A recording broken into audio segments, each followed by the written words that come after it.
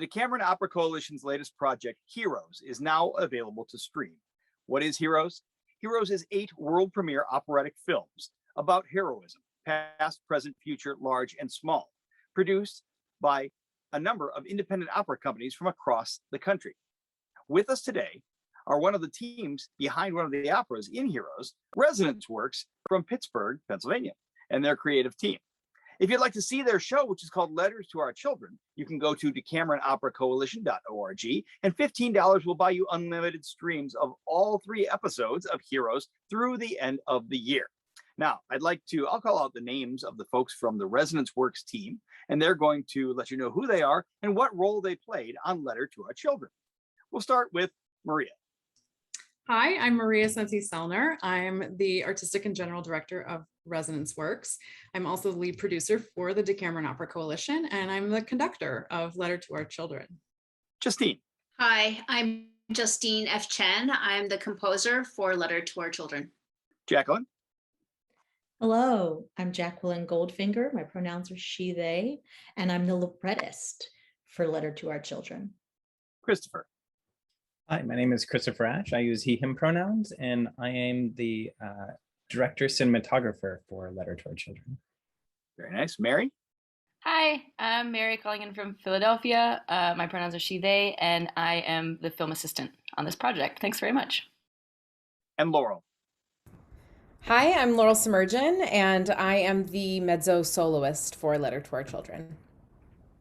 Well, thanks for taking this time, everybody, to give some folks an idea more about your project. Some of the people watching this will have already seen the opera and are here to learn some more. Some folks are going to get a taste from you, and then they're going to go on and take a look at that opera. My name is Matt Boresi. I'm a librettist. I'm a co-founder of the Decameron Opera Coalition and the librettist of the hero songs, which frame the other operatic films, which you will see when you check out all of Heroes. All right, I have some questions for all of you. We should talk about your subject first. Now, you took what I think is a very creative and expansive view of what it means to be a hero or who a hero can be. So I'm going to put it to whoever would like to jump on this, but what is your subject and how did you come to it? I think this has to go to Justine. I'll when we started this project, I really didn't know kind of what shape it would take, but I knew that Justine was somebody that I really wanted to work with, and that the best thing would be to just ask her what heroism meant to her. And so I'm going to toss it over to Justine. Yeah, thank you so much, Maria. I mentioned this in one of the talkbacks, but I had never been asked so many questions about what I wanted to do in an opera. It was so amazing. The only prompt was heroism. What is your definition of heroism?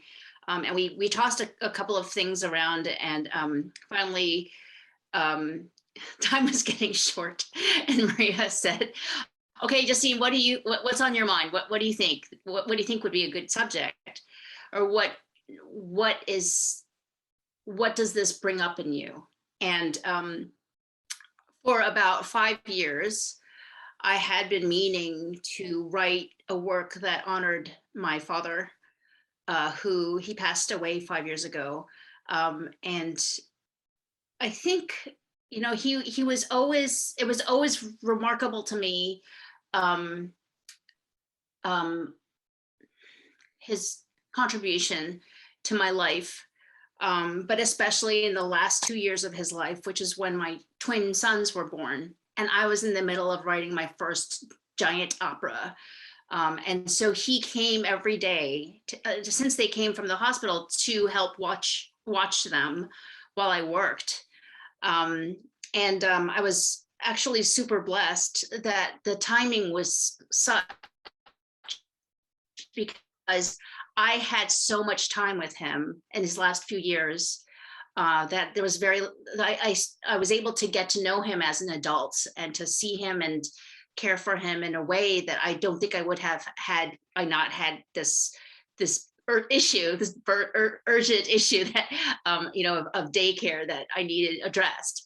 And then more recently with the anti-Asian violence, it really made the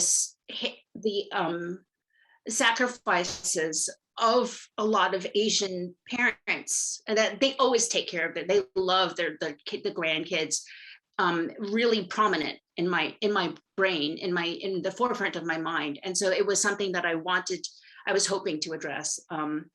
And thank you, Maria, for allowing me the space for this.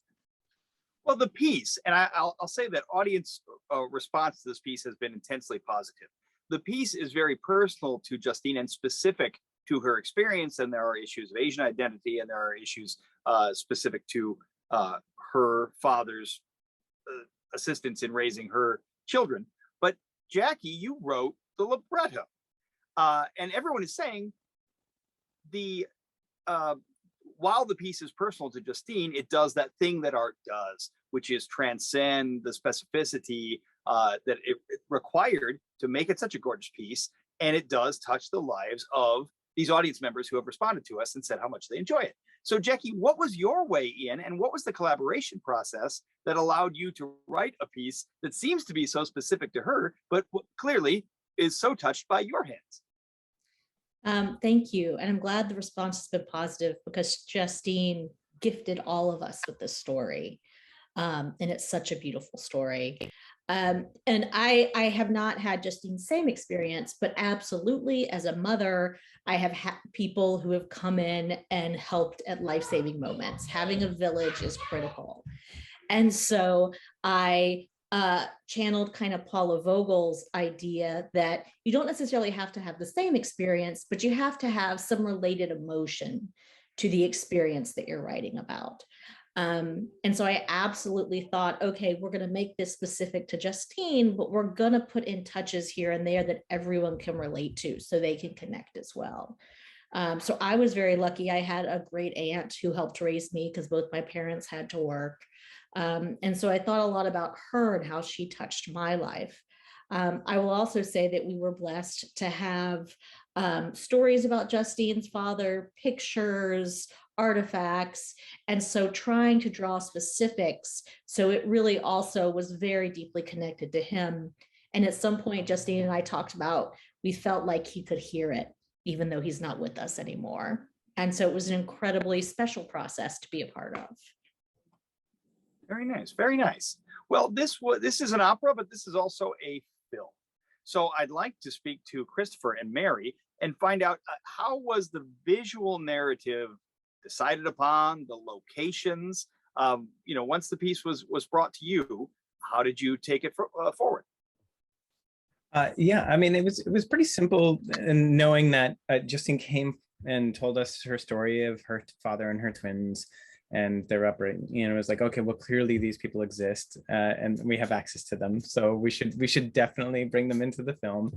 And then Jacqueline also has twins, and we're like, all right, great, we're universally becoming more universal, and so we brought them into the story. And then Mary and I and Jacqueline and Justine sat together, and we're just like, well, how else do we broaden our scope? And we decided on 3 families. And Mary, if you want to talk a little bit about how we started to organize those themes. Yeah, because this the idea of heroism and parenting is such a particular thing, because it's and I think the libretto and the music make this clear, it's so oft overlooked. And it's something that, if I raise a child, I'll remember all those moments, and the child will not.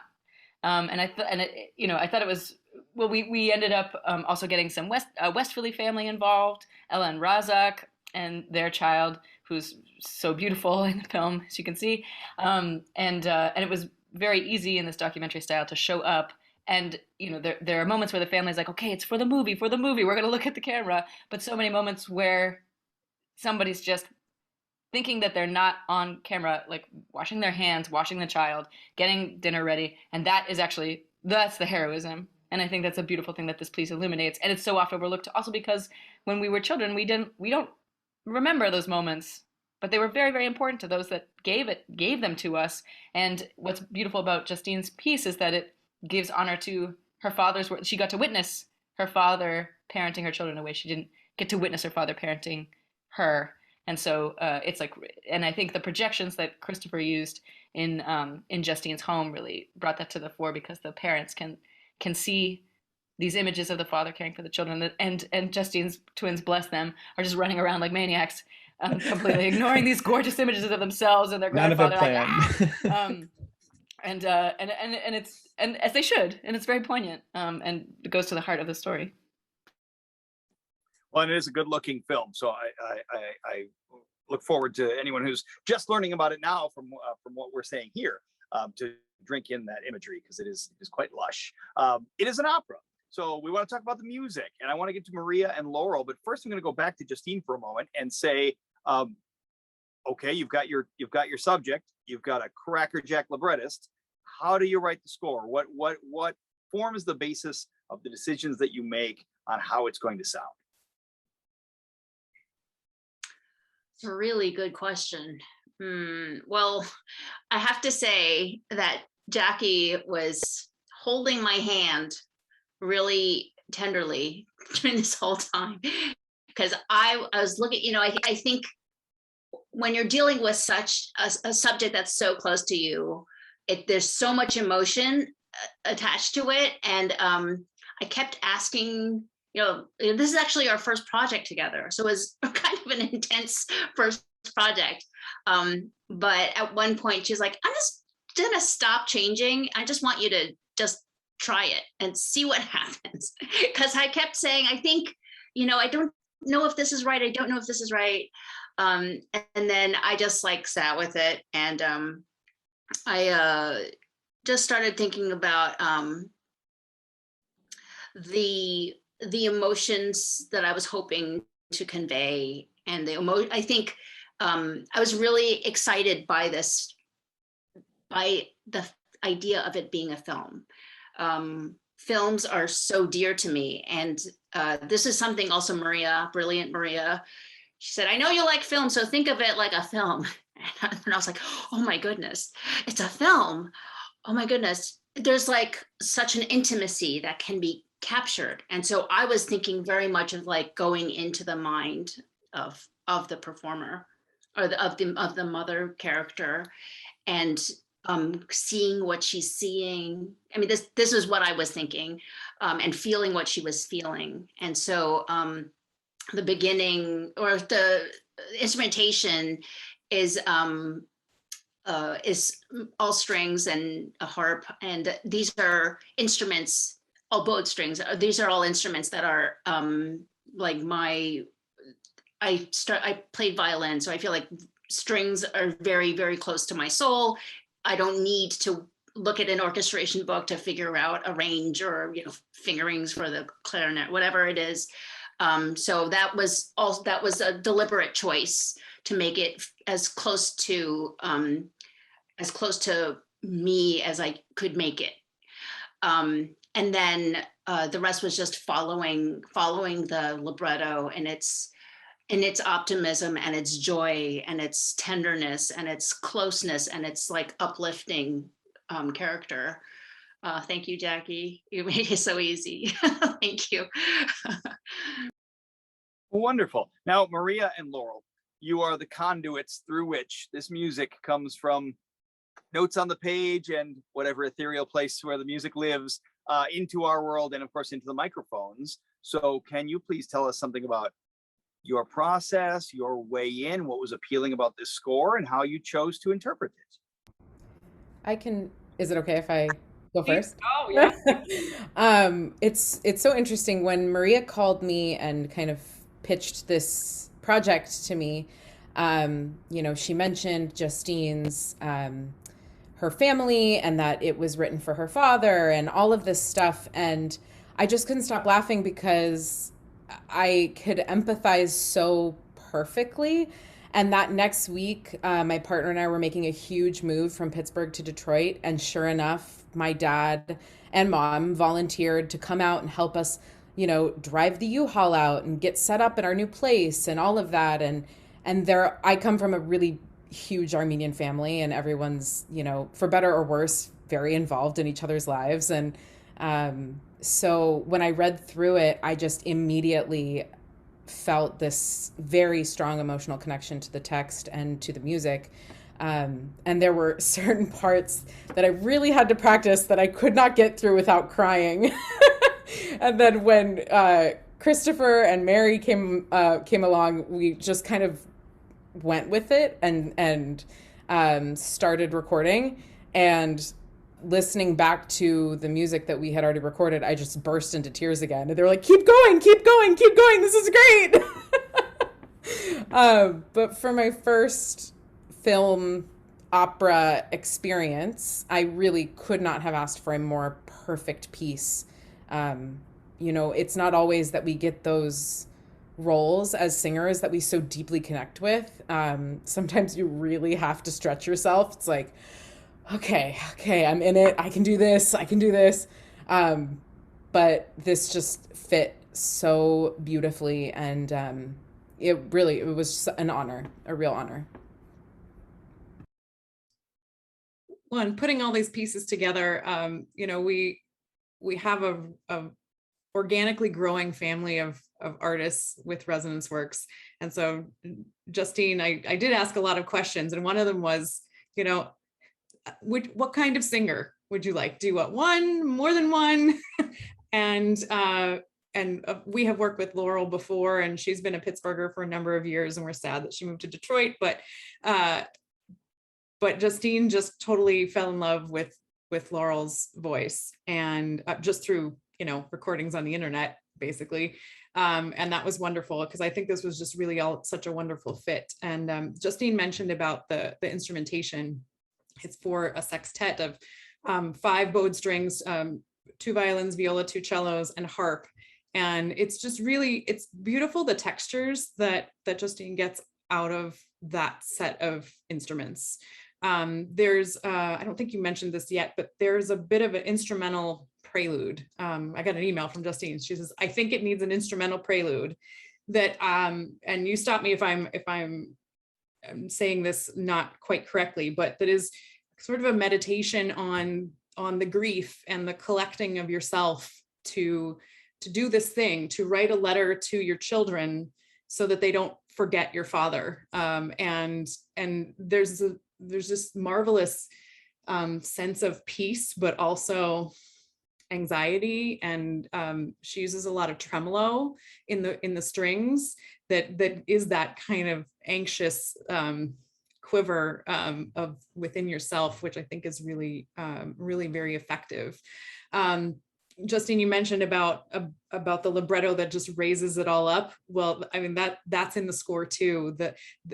It's full of ascending lines, and all the way through, and then to the very end when the harp has this just ascending line, and you feel how those heroes in our lives just raise us up and hold us up. And it's really, I don't know if anybody on this call can say they've gotten through this without tears. It's, this should have a tissue warning because we all have, in the specificity of the story, we all have these parts of it that we can connect with. I keep going back to seeing your beautiful words, who are your everyday heroes? And they're everywhere. And I know who mine are. And I can't think about it without, the one line, when taking one more step is too much. Who are the people who hold you up when you can't? And we all have those people. And I think this just brought everything together, the text, the music, and the film so beautifully. And Laurel's amazing performance, and our sextet of players. And I would be remiss if I didn't give kudos to Christian Chechko, our rock star audio and recording engineer, who has made us sound great always, but especially through a global pandemic. So kudos to him. Can I also mention that the night of the recording? Oh, I'm sorry. The night of the recording was the night of Hurricane Ida. And his roof collapsed, and I think he had to move. And then he was at the rehearsal. So, oh my goodness, he is the hero of this recording. Thank you, Christian. It is a gorgeous opera. It is beautifully performed and beautifully filmed. It is Letter to Our Children by Resonance Works. It is part of the Decameron Opera Coalition's Heroes Project. Learn more, watch the show, listen to the show at decameronoperacoalition.org. Thank you to these fine artists for joining us.